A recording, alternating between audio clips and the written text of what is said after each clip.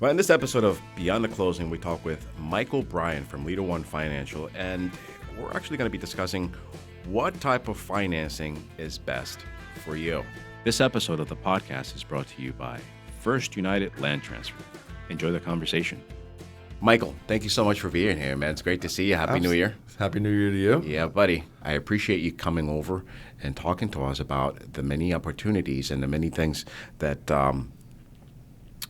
different type of financing that are available to us all. Yeah, absolutely. Yeah, happy to be here, and it's a great topic. I feel like it's something that there's so much out there, right, that folks can get confused on what might be either available to them or what's right for their specific needs. So, not just that, they might not even know. They might what's not out even there, know. Right.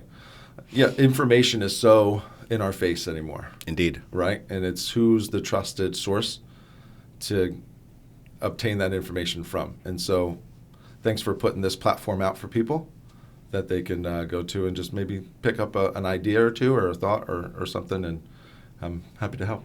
Well, I appreciate you being here, man. And I think, the key is actually just education, right? No matter what you do, it's always good to actually learn more and to have an area professional like you who's been around for quite some time and you know the ins and outs, and you get to see all the changes that are happening. And obviously being licensed, you get to keep up with those changes. So true. Yeah, well, and being in the business since 2001, we've seen the ups and downs of our market, Indeed. Especially right here in the Lehigh Valley. And so, yeah, most recently we're seeing such a tremendous growth in both opportunity for, standard primary residence purchase buyers. Also, investor concentration is up. Such a great community to be a part of and see it grow. It's one of the top 10 in the nation, I believe. So, we're really excited to be here and be a part of it. Oh, the Valley's definitely, it's always growing. Right, you get a lot of properties. I remember moving here from New York back in the '80s, and it was basically all country. Mm-hmm. Right, there was not much going on. Malls were just a new thing, a new concept. That's and right. Now there are many people moving in from whether it's down south from New York, trying to actually cut under taxes. So, but that being said, Mike, I hear that. One of the most common things that I hear now is that inventory's low. Yeah. Mm-hmm. You're in the market. Do you hear that as well? Well, for sure. I think inventory is down. And it's the reason for that, I believe, is that there's an uptick in the understanding of what it is to be a homeowner and the differences between purchasing and owning a home compared to renting. And so from a younger age, people are jumping into the homeownership stage of life earlier. So that just is consuming the inventory that much quicker than may it have done in the past. And so what we're finding is if properties are well marketed, they're in good condition, they're coming on the market and they're going quick. And so it's really important in that sector to be educated, informed, prepared, understanding and positioning yourself with professionals, be it a good realtor. In my marketplace, I do a lot of business in New Jersey, having a trusted attorney, trusted financial advisor, very nice, such as us. And so, yeah, it's really important to, if you're really serious about it, if something comes on, whether it be a primary residence or that 4-bedroom, 2.5 bath thing that you're going to move your family into, or it's that 4-unit investor property that has a really good ROI on it, you got to really move quick. And so being prepared with understanding what type of financing vehicles are available for you is number one in the game. And I think anybody in the marketplace will tell you that. I agree, man. That's key. And talking about the homes that are available, those turnkey homes, and those are the ones that are actually kind of scarce, right? But man, let's not discount the old homes that need a little, love, TLC, right? A little Mm-hmm. lipstick, a little paint. And there's many loans, or there's an avenue you could travel. You could actually do a renovation loan for those houses that were built back in the 70s and 80s with you know which one I'm talking about, right? For sure. With the pink It's got the pink paneling, tiles, and the pink sink and tub, and the white railroad tile throughout the bathrooms and even in the kitchens, right? And so I personally think that's pretty. Retro, maybe. Right? Absolutely. Well, yeah, right. Maybe it's retro. But, you know, people don't realize that when they walk into that house and they look at that house and think, oh, man, what were they thinking? You know, all right, let's go look at the next one. Well, you know, they don't realize the potential that this property has. Sometimes you kind of have to think outside the box and kind of, you know, reimagine what that house can look like. Sure. Right. Let's say you're actually looking for a house with 2 bathrooms, but you know the old houses only had one. And there's so much that you can do. Whether it's an outside deck, you know, if you want to modernize a house and make that big kitchen into a beautiful kitchen with an island, right? And even name that island if you want to, right? Yeah. You know, there are renovation loans. There are that can help you with that. Yeah, for sure. What can you tell us about those? And how often do you see people doing? And, you know, how advantageous is it to, you know, again, I think it comes back to renovation loans have become a little bit more in flavor. Okay. And they've always been around. One of the most popular one, and people might recognize the name of it, is called a 203K loan. Right. It's through FHA and offered by HUD. You know, it's meant for properties that may be under their minimum standard requirements, whether it be safety issues, utility-wise, maybe the plumbing has been broken down or the roof issue happened. So there's certain requirements for HUD to securitize a loan. And so they put a program in place called the 203K to allow people to finance in renovation. So as a buyer, you could come in, pick up a property that may need a little TLC, a little love. Maybe it needs to renovate that bathroom because you just don't like it.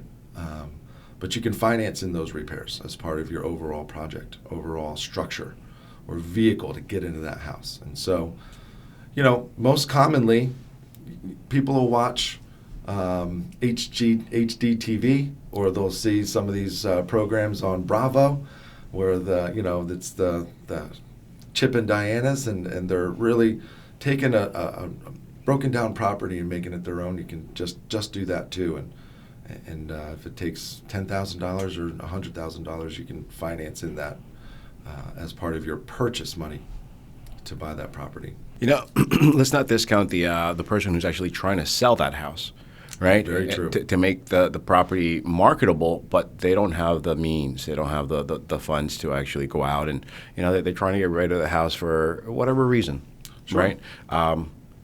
I've worked with many, I would say 5 clients, sellers in this marketplace, and just in 2019, that unfortunately a family member had passed away. One specific situation was, their father had passed away years before.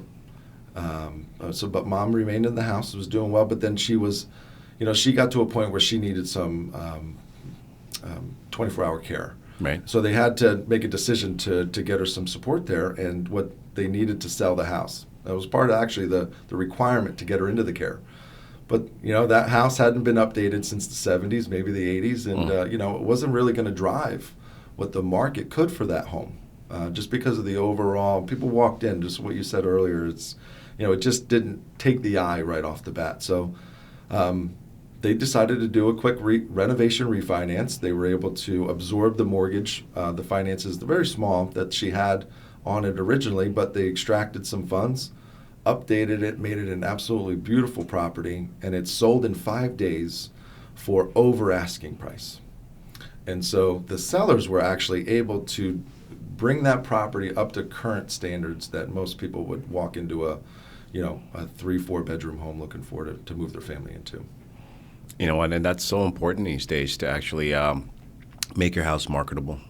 So it's nice to actually have a loan like that. But, let's not just stick to that. I mean, let's just talk about, the person who've actually, they need to downsize, or somebody who actually needs to get another house, and income qualifications and so on and so forth. How many different types of loans are there? My gosh, George, there's so many. There's so Right. I think of the mortgage industry and obtaining and buying real estate and what I do as a lender is I'm really just a vehicle to get you from point A in your life to point B.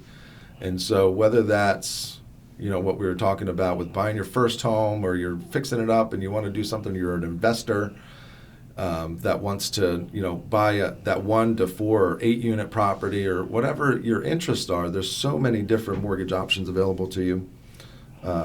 Self-employed folks, we all have great accountants that are probably keeping Uncle Sam out of our pocket as much as possible. But sometimes when you go to borrow, it's a little tough. Right. How do you determine what type of financing is best for you in your situation? Depending on what situation it is. Yeah. I don't know that many veterans know about the VA loans. I mean, I know a lot of veterans that are renting. First-time home buyers, the same thing. Like, how do you determine, or how do you figure out what loan is actually the best loan product? I think the first step is just doing this right here. Have a conversation with somebody that you trust, somebody that you recommend. I mean, I would bet to say that most people know somebody that's in real estate, whether it's a realtor or it's a mortgage professional. It might even be a home inspector. It may be a builder. Have a conversation with somebody and ask, who can I talk to sit down and really determine on what's going on. And then we just have an honest sit down, a conversation, half hour to an hour, just talking. Tell me about you. Tell me about what's going on. What are your goals? What is your intention? How do we work this out? And part of that conversation will just be uncovering what your needs are. Right. You may not even know.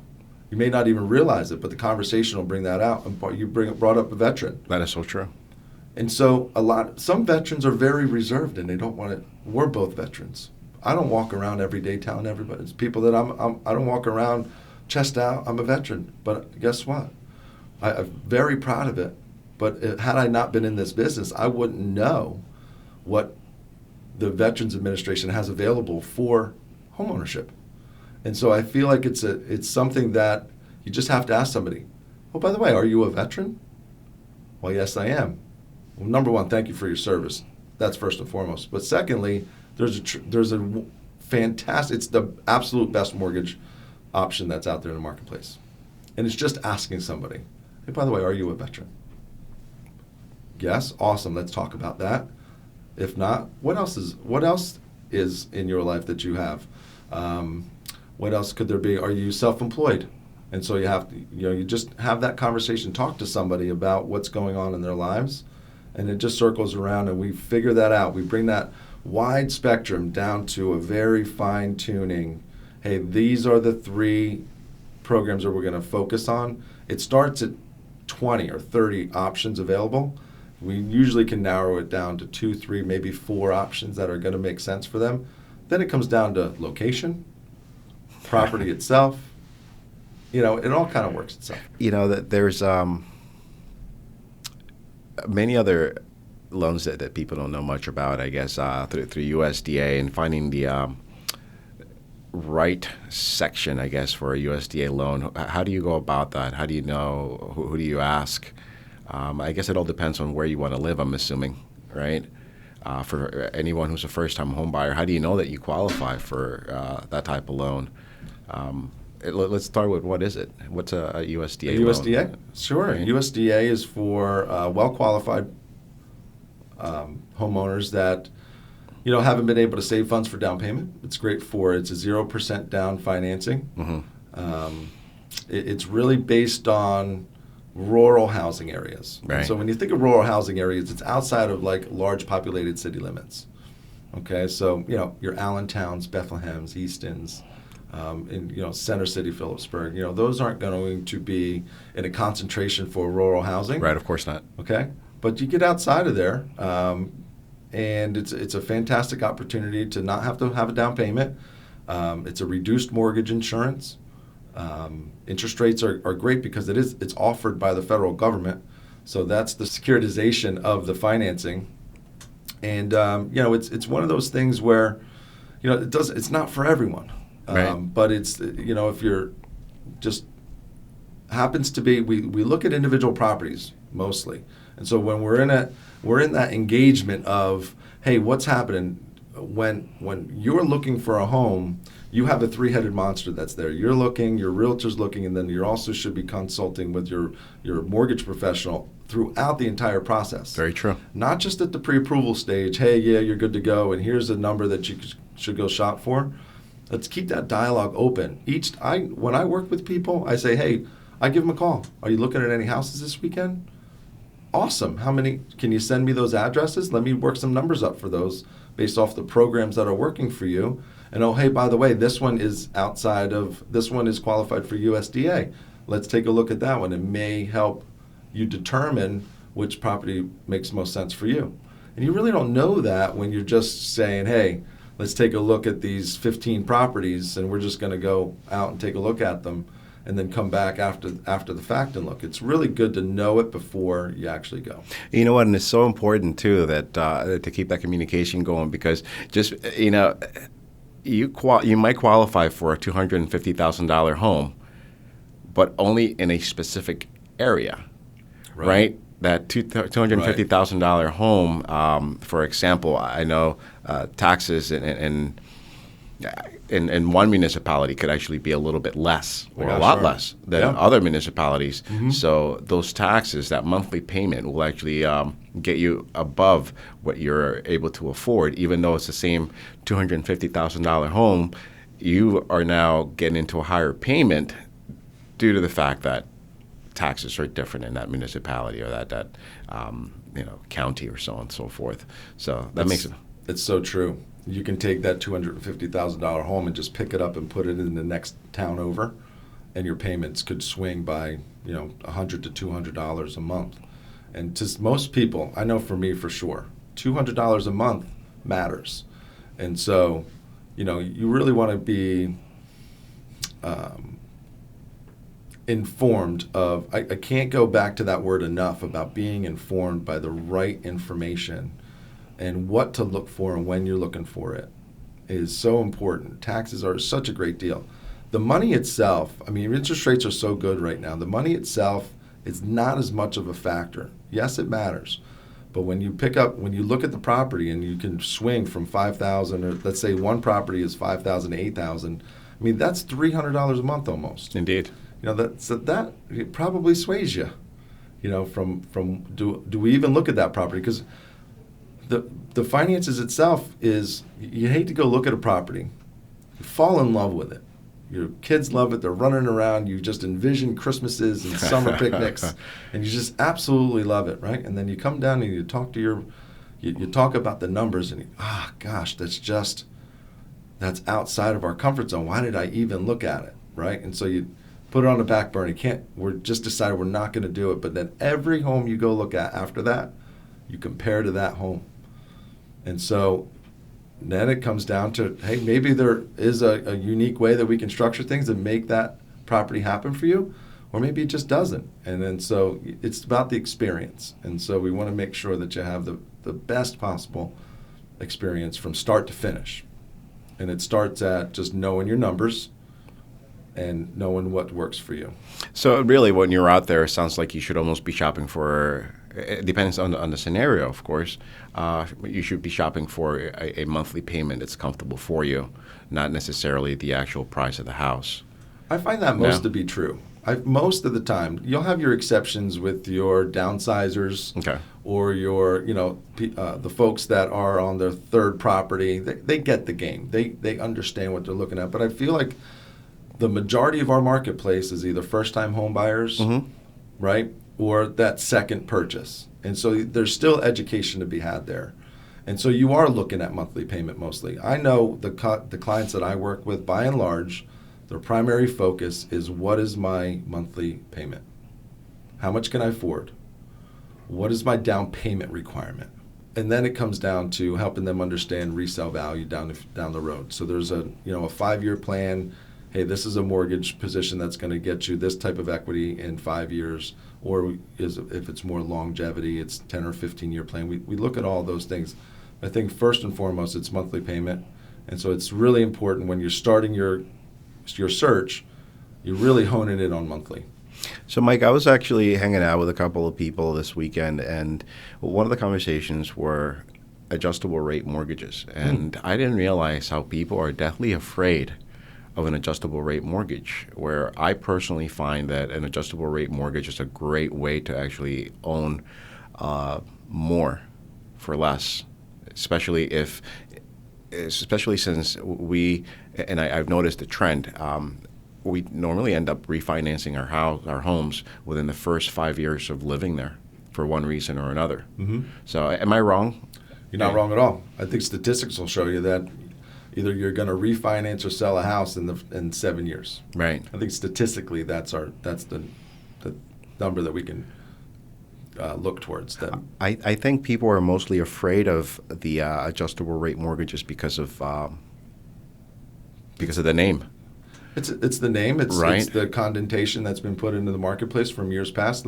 We're only 10 years separated from a national emergency that was in real estate, and so there was some practices back in the day that put people into mortgage products that they just couldn't afford, and so they had adjusters down the road, or you walked in into a bank and you had a pulse and a job and you got a loan. They really didn't ask you any other questions. That's not the market that we're in right now. Sign me up, right? Right, sign me up. But that was a difficult time to get through. But the criteria to obtaining finances these days, it's just not that anymore. But there are still adjustable rate opportunities. I call them opportunities, and they're not for everyone. No, of course not. If you're in a job that you relocated, and that you're in a contract, and it's a 3-year contract, and you'll be going on and you'll be relocating again in 3 years, then a 5-year arm absolutely makes sense. Or you're an investor that's picking up a property and you need to finance that property. You can look at an arm to keep the interest rate down. The theory behind an adjustable rate mortgage is for that beginning period, you get a lower rate. Who doesn't want a lower rate, right? And so, but you got to make sure that you're really getting yourself into that mortgage for the right reason, not so you can afford more, but because it makes sense for down the road. Might as well take advantage of a lower opportunity, knowing that you're going to be making a change in a certain period of time. And what people might not know is that adjustable rate mortgage is actually a fixed rate mortgage for the amount of time that you usually fix it for. So you usually have your 3-year, 5-year, 7-year, 10-year. Sure. Right. Mm-hmm. I don't know if things have changed in the last 3 or 4 years, but normally that's what it was. By and large, that's the general adjustments. There's a 1-year. Okay. I think there's in the marketplace there's a 15-year. Right. So what they do is they amortize the money over a 30-year period. So that's what is calculated against. But that initial fixed period is just for that period of time, whether you say it's 1 year, 3, 5, 7, whatever that may be. So they fix the interest rate for that first 3 years, let's call it. Right. And then it'll adjust with the marketplace after that. Whatever the market is driving in after that 3rd year, then it'll adjust to that. The goal would be that we don't see that adjustment period. We're making choices and decisions and actions that don't put us into an adjustment position. Now, could an adjustable rate mortgage allow you to gain more equity on the property, or? Well, it certainly could, because you're paying less interest. Right. The less interest you pay, the more principal you'll pay. Right. So that's a principal gain position that you're putting yourself in. While, however minute it may be on a monthly basis, but over a 3-year period, it could mean $5,000 to you in your equity position. So, again, it's not as scary as people make it out to. Well, you have to be very smart about it. Right. Right. And so you have education again, understanding, really being dialed in and committed to future planning. A lot of people say they're going to do something and it may not come to fruition. For sure. Okay. But for the folks that know what is in their future and they play the market properly, or they know their finances, then they work that plan to its T, then it makes sense for some people, for sure. Good stuff, man. So, I keep hearing about all these new products, too, that are coming out in the market. I know you have your FHA loan with 3.5% down. You can get up to 6% seller's assist, right? Right. Is that a myth? Or somebody said that, I guess with a conventional mortgage, 5% down, you could get up to 8% seller's assist? Not that you'll ever use that? No? Mm-mm. Not in a conventional world. So the seller's assist is very common in the marketplace for first-time buyers. Mm-hmm. Let's face it. If you need a down payment, you're going to need closing costs too. Right. But these products allow for the seller to absorb some of your costs for you. And it really comes out of their pocket. So we have to be careful on how we are structuring contracts and making offers to sellers. But FHA, you nailed it on the head there. It's 3.5% down payment, allows for 6% of the sales price for the seller to contribute towards your closing costs. It's usually not that much, but they allow for 6%. Right. Conventional realm is if you're putting up to 10% down. So standard conventional financing is first-time buyers some sections have an opportunity for 3% down. Okay. Most commonly is 5%. Those allow for a 3% seller's assist, covers most of it. Nice. If you put more than 10% down, you can get up to the 6%. You can do more as a seller's assist. But let's face it, if you have that money for the down payment, right, there's a way to structure it where we don't have to ask the seller to pay for all of those closing costs for you. Indeed. That seller's assist, it's a fantastic tool in this marketplace. A lot of people take advantage of that. But from a seller's perspective, you're really taking it from whatever their net profits may be or gains or they may not have the room in their equity to cover closing costs because they have their own costs too. And so for them to pay yours, we have to just be careful on those offers, on those contract structuring. So as a buyer, you almost have to be mindful, or as a real estate agent, as a professional, almost have to be mindful to know exactly how long the person who's selling the house has been there. Sure. And realize whether or not they'd actually be able to afford the help, right? Or giving of because it's not free money. No, of course not. It's not free money. It's money that's actually coming from the seller. Correct. Right? And it's just taking it from their side to yours to help you, and which is very common, and explained properly to sellers. Most of them, from what I can gather, understand it, and it really comes down to the professionals that we work with on the real estate side. Our real estate agents really get it, and they're able to explain it to their sellers. Mike, you know what? This has actually been a very fun topic, man. I really enjoy the fact that you had taken time away from your day. Yeah, man. To actually just put the word out there. Yeah, right? Thank you to for the educate others. Oh, my God. It's been really good. The pleasure's all mine, brother. Thank you again, man, and I wish you the very best for 2020. Yeah, Happy New Year, pal. Yeah, man. Many more great things to come this year.